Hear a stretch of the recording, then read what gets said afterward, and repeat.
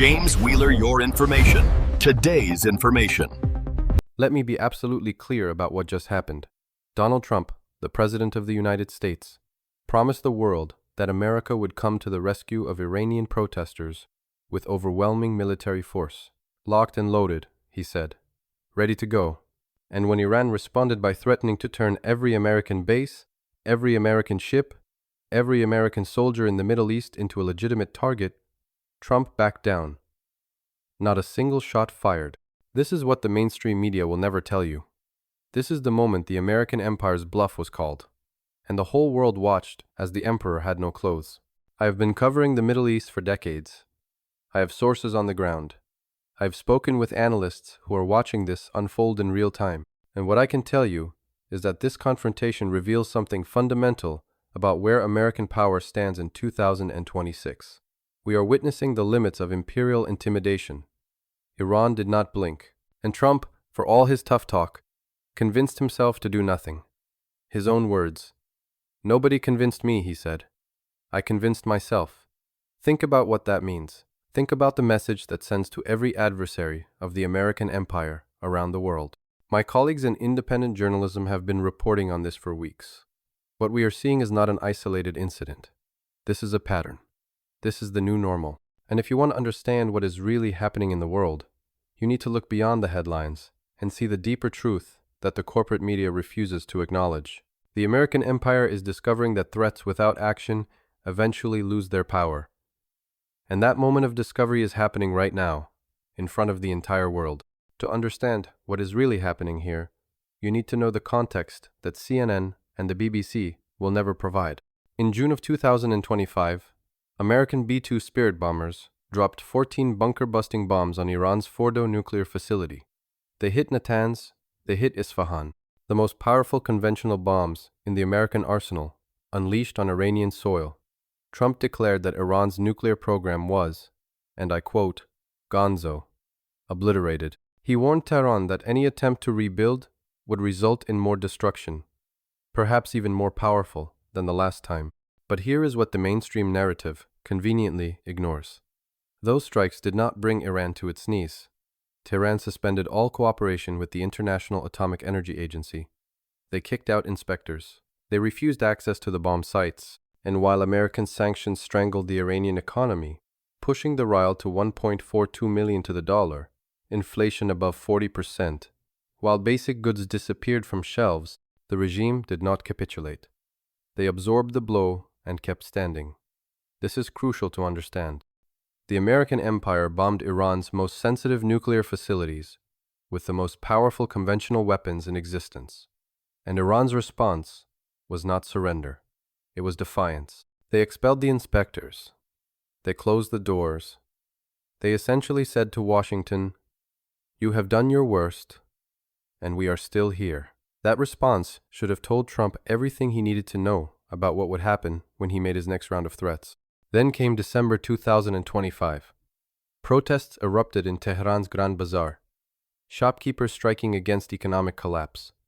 Within days, demonstrations had spread to all 31 provinces of Iran.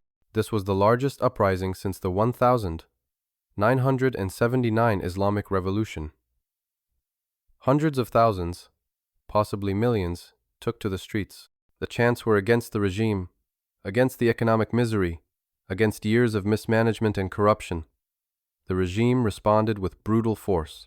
Security forces opened fire directly on protesters without warning. Verified video evidence shows soldiers shooting into crowds. A near-total internet blackout, the most comprehensive in the country's history, cut Iran off from the outside world. And the death toll climbed. Activists say at least 5,000 killed. That number comes from the human rights activist news agency, which has been documenting the crackdown in detail. They break it down. 716 protesters, 203 government-affiliated personnel, 43 children, 40 civilians who were not even participating in the demonstrations. The government admits 3,000 dead. A network of Iranian doctors told the Sunday Times the real number could be between 16,000 and 18,000. One doctor called it genocide. More than 26,000 people have been detained. At least 52 executions were carried out between January 5th and 14th alone. Protesters, are being charged with Muharebe, waging war against God, a crime punishable by death under Iranian law. Trump saw opportunity. On January 2nd, he posted on Truth Social, "If Iran shoots and violently kills peaceful protesters, which is their custom, the United States of America will come to their rescue. We are locked and loaded and ready to go." He told Fox News he had put Iran on notice. "If they shoot demonstrators, we will hit Iran very hard. I have said it very loud and very clear. That is what we are going to do." The message was unmistakable. American military intervention was on the table. The world waited for war. Now here is where the story takes a turn that exposes everything about the true state of American power. Iran did not cower. Iran did not negotiate. Iran did not beg for mercy. Iran threatened back. And not with vague warnings, but with specific, credible targets. Not with diplomatic language, but with the language of war. Mohammad Bagher Kalibaf, the Speaker of Iran's parliament and a former commander of the Revolutionary Guards, went on state television. This man is not a politician who rose through elections. He commanded military forces. He knows what war looks like. And he addressed Trump directly. "In the event of an attack on Iran," he declared, "both the occupied territory, meaning Israel, and all American military centers, bases, and ships in the region will be our legitimate targets." He was not finished. "We do not consider ourselves limited to reacting after the action. We will act based on any objective signs of a threat." In other words, Iran reserved the right to strike first. Preemptive action. Against American forces. Against Israel. "Come and see what will happen to American ships and military bases." Kalibaf warned. "Come and burn in the fire of the Iranian nation so severely that it becomes a lasting lesson in history for all oppressive U.S. rulers." Ali Shamkhani, advisor to Supreme Leader Khamenei, added his own warning. "Any interventionist hand that gets too close to the security of Iran will be cut." General Abolfazl Shakarki, spokesman for Iran's armed forces, was even more direct. "Trump knows that if any hand of aggression is extended toward our leader, we not only cut that hand, but also we will set fire to their world." Foreign Minister Abbas Araghchi stated that Iran's powerful armed forces have no qualms about firing back with everything we have. Tehran's prosecutor Ali Salehi dismissed Trump's rhetoric entirely. "Trump says a lot of nonsense and gibberish. Our reaction will be forceful, preventive, and swift." Think about what just happened.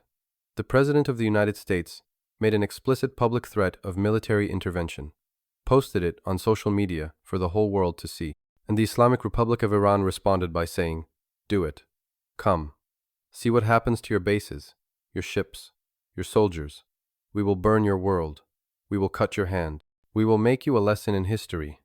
This is not how weak countries speak to empires. This is not how nations on the verge of collapse address superpowers. This is how countries speak when they believe the empire is no longer capable of backing up its words." And they were right. What unfolded behind the scenes tells the real story. According to reports from the Washington Post, Axios, and CNN, citing multiple administration officials, Trump and his national security advisors did contemplate striking Iran. They prepared options. They discussed targets. Pentagon planners developed a spectrum of possibilities, from limited strikes on the Islamic Revolutionary Guard Corps to more ambitious operations. The word decisive was reportedly used by Trump himself when describing what he wanted. And then they backed away. Not because of Iranian strength alone, but because of a cascade of factors that expose the limits of American military power in 2026. First, the theater was not ready. Since the last clash with Iran in June, many American forces and assets had been moved to the Caribbean and East Asia. Military planners told the president that the resources needed for a sustained operation against Iran were simply not in position. Officials said, and I quote, "The theater was not ready." Think about that. The most powerful military in human history, and it cannot maintain readiness in multiple regions simultaneously. This is the reality of overextension. This is what happens when an empire tries to dominate the entire globe. Second, Benjamin Netanyahu himself, the man who has pushed America toward confrontation with Iran for years, told Trump that the current plan was not strong enough and would not be effective. Netanyahu briefed Trump on the limitations of the proposed strikes. When even Netanyahu says the American plan is inadequate, you know how dire the situation is. Israel, which has been begging for American action against Iran for decades, looked at what Washington was proposing and said, "This will not work." Third, Saudi Crown Prince Mohammed bin Salman called Trump to express deep concern about consequences for regional stability. The Gulf monarchies, who depend on American protection, were telling Washington, "Do not drag us into this war." They live next door to Iran. They know what retaliation means. American military planners might be sitting in air-conditioned offices in Washington, but Saudi oil facilities are within range of Iranian missiles. Fourth, there were concerns inside the administration that military strikes could backfire spectacularly. They could unite the Iranian people behind the regime. They could turn protesters into patriots defending their homeland. The very uprising that Trump wanted to exploit could be extinguished by American intervention, replaced by nationalist fervor against a foreign attack. So Trump did what emperors do when they realize their bluff has been called. He declared victory without fighting. On January 14th, he announced that the Iranian regime had agreed to stop killing its people in the streets. Just like that. No verification, no enforcement mechanism. Just Trump's word that Iran had made promises. The protesters, the very people Trump promised to rescue, felt betrayed. One arts teacher in Tehran captured the sentiment perfectly. He is not only yellow on the outside, he is also yellow inside. After he said the Iranian authorities told him there would not be any more killings and executions, everyone was just stunned. They could not believe what they were hearing. The man who promised to save them had just announced that everything was fine. Yellow on the outside and yellow inside. That is how Iranians describe the president who promised to save them. And can you blame them? Trump's words were empty. His threats were hollow. The empire blinked, and the killing continued. The protests went on. The crackdown intensified. Nothing changed, except America's credibility. But this is where the story gets even more revealing. Because despite backing down, Trump could not let the humiliation stand unanswered. So what did he do? He announced tariffs, 25% on any country doing business with Iran. Economic warfare when military warfare proved impossible. And he sent an armada. As of this week, the aircraft carrier USS Abraham Lincoln is moving through the Indian Ocean toward the Persian Gulf, accompanied by destroyers and missile ships, with hundreds of launchers capable of striking targets across Iran. Trump called it a massive armada heading in the direction of Iran. Maybe we will not have to use it, he added. I hope we do not have to use it. Do you see the pattern? Maybe we will not have to use it. I hope we do not. This is not the language of strength. This is not the language of a superpower prepared to act. This is the language of an empire that has already revealed it will not act. Iran called the bluff once. Why would they believe the threat now? The armada is theater. The tariffs are frustration. The rhetoric is empty. The timing of all this is crucial. While Trump was making empty threats and then backing down from them, Iran was participating in naval exercises with China, Russia, and other BRICS nations off the coast of South Africa. The Will for Peace 2026 drills, led by China, began on January 9th. Iran sent destroyers. Russia sent corvettes. China provided leadership. The message to Washington was unmistakable. Tehran is not isolated. The multipolar world is taking shape, and Iran has partners. Now, let me be clear about the limits of this partnership. China and Russia offer political solidarity, not military guarantees. The BRICS alliance is not NATO.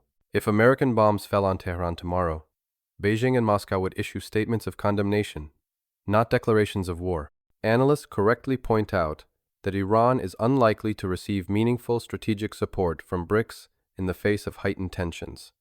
The exercises were largely symbolic, a diplomatic statement of intent, not a formal military alliance. But symbols matter. The image of Chinese, Russian, and Iranian warships conducting joint operations, while the American president backs down from his threats, tells a story about the shifting balance of power. It tells adversaries that alternatives exist. It tells Washington that its ability to isolate countries it opposes is diminishing. The unipolar moment is over. The era when Washington could dictate terms to the entire world through the mere threat of force is ending. We are watching it end in real time. What are the implications of this moment? First, American credibility has suffered a blow that will echo for years. Every adversary of the United States, from Beijing to Pyongyang, from Moscow to Caracas, watched Trump promise military action and then convince himself not to act. They will remember. They are already remembering. When the next confrontation comes, when Washington issues its next ultimatum, how will it be received? With fear, or with the knowledge that American threats often evaporate when the moment of action arrives? Second, the Iranian regime, despite presiding over the massacre of thousands of its own people, has survived another round of American pressure. The protests continue, the death toll rises, but the government remains in power. And now it can claim it faced down the American empire and won.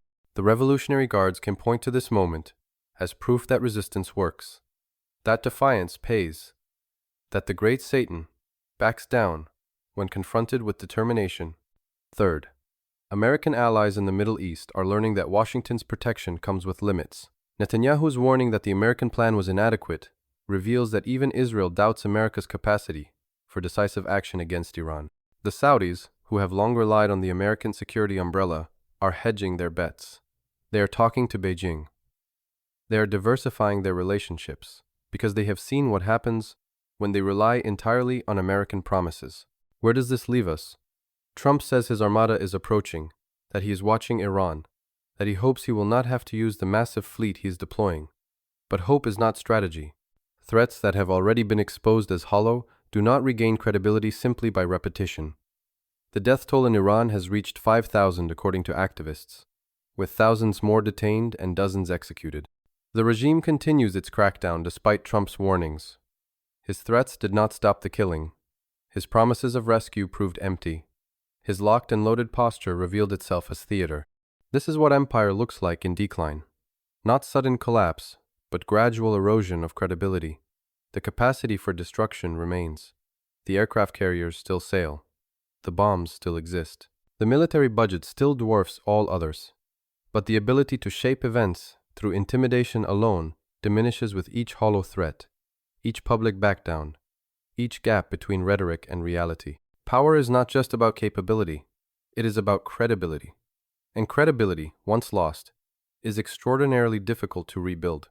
I want you to understand something important about what we are witnessing.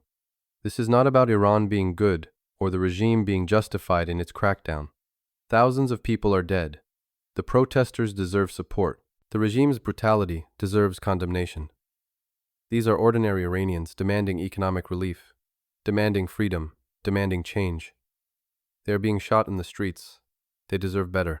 But American intervention was never about saving protesters. It was about exploiting internal crisis for geopolitical advantage. It was about regime change, dressed up as humanitarian concern.